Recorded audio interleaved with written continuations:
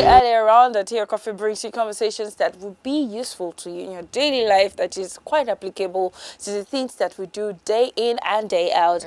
We had one conversation about the psychology of fashion with Giwa Jose, and it's time for another conversation. Now, a lot of us need to understand the concept of respect, and I think Pete has quite a number of things to say about that. Yes, because we are in Africa, one of the values of Africa as a whole is the concept of respect. We respect so much here in Africa. So we are talking about respect, the culture of respect this morning. And having this discussion with us is Eniola Akinyemi. She is a social worker. Hello, Eniola. Hello. Good to see you again. Good morning. Okay, so without further ado, I would like to ask this question.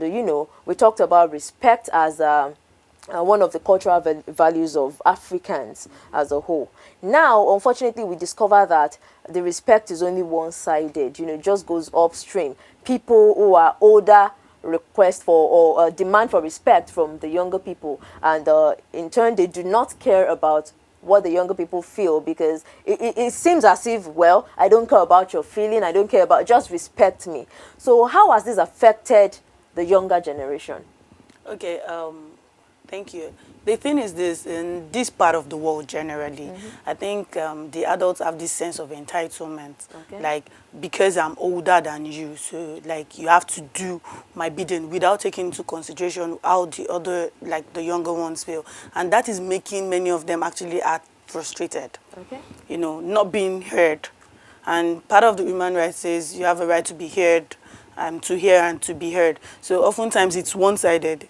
Everybody, like, they're hearing other people, but they're not being heard, and it makes them feel frustrated. It makes them feel like they don't have a part in the whole system, and that's why many actually just put up some kind of attitudes.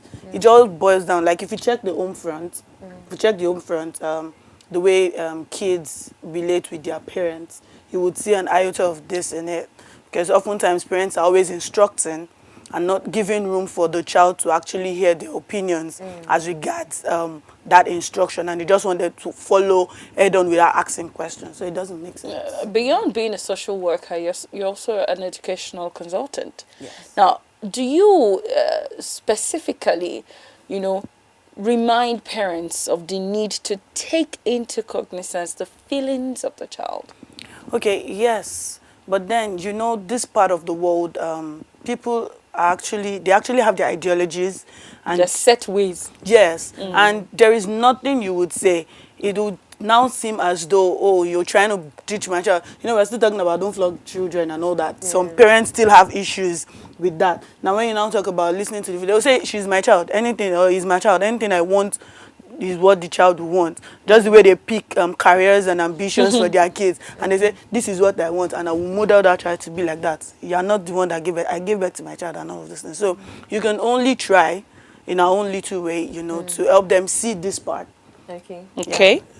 As a child, you seen the way parents relate with their children in the Western world, and you seen the way your parents and elderly people around you relate with you. You tend to feel a kind of way. For example, we understand that for our generation, while we were growing up, and for the older generation, while they were growing up, The situations are different. Yes, and then we discovered that for the older generation, their voices were not heard at all. We hear a lot of things like, no, you do not talk to an elderly person like that. You do not look, when someone is talking to you, you do not look at them. And then our generation, we've read in books and we've been taught that when someone is talking to you, you look them straight in the eye. That shows self-esteem, that shows self-confidence. So, and because our parents are products of The past generation. Whenever they are talking and we are looking at them, the same parents say, the same parents say, why are you looking at me when I'm talking to you?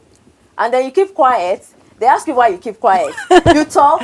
They ask you why you're talking when they're talking. And you're just confused like that. So as someone in this generation, how do you... And because we know we're in Africa, you do not want to get on the wrong side of your parents. So how do you strike that balance as the child? Because it looks as if we are confused. Okay, as much as, yes, it's a growing thing. Some of our parents, some of them, they are open to learning, you know, while others just want it to be the way they are. I think it's not out of place if a child makes the parent understand that. Me looking you in the eye while you talk is just me listening, trying to pay attention so I'm not distracted.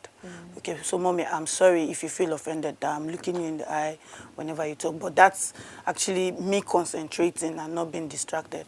And, you know, just helping them understand that, see, in the olden days, people used to look down, all of those things, times are changing. Helping them further understand, I think that would help. Because there's, see, Yoruba, let me not even, like the Yoruba kind of, the Yoruba part of Nigeria, we accord so much to all of these things, like you look down, put your hands down when an elder is talking, you don't talk when an elder is talking. Even if you have your opinion, you just say yes, yes, yes, yes, yes, and carry on. So, but in our own little spaces and in our own little ways in our houses, we can help our parents, you know, learn these things and they become better. Well, what actually falls within the jurisdiction of respect?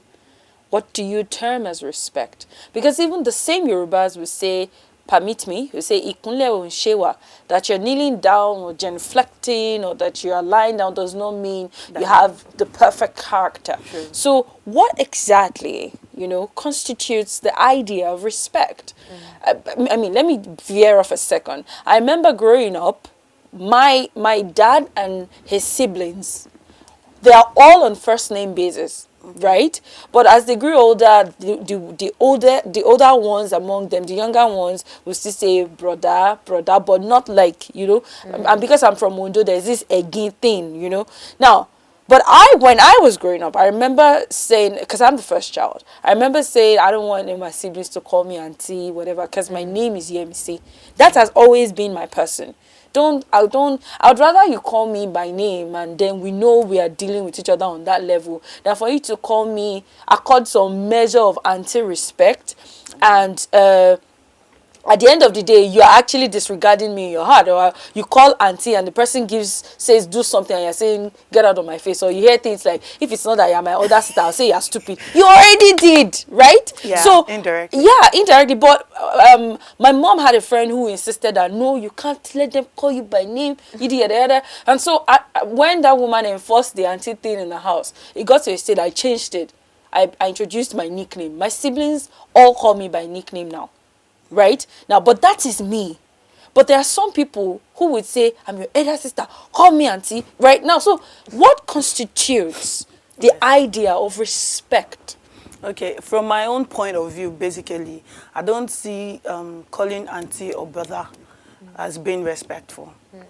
Because for me, respect is the way you treat people, the way you treat other people, the way you talk to other people. So it doesn't make sense if you're calling auntie and brother and then the way you're reacting or you're, you know, Behaving. interacting with people doesn't have an iota of respect in it, doesn't change anything. So just like you, I think growing up, I was used to calling my elder ones by their names, you know, and my father would even say, if you touch my child, like when I on your naming ceremony, that put auntie in front of it and all that. So please just let my child be and all that. And then we grew up, everybody was fine with it. But then the fact that I'm not calling you auntie does not mean that, you know, I would insult you and all of those kind of things. You send me on errands and I'm not doing. If I'm not going to do it, I can always, you know, we can have a conversation around it. It doesn't have to be harsh or anything. And also, it's vice versa.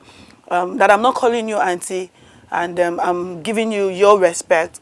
You should, or you also give me my respect. We see a lot of people out there who just want, I feel the auntie brother thing is just a title. You know, in this part of the world, we like title.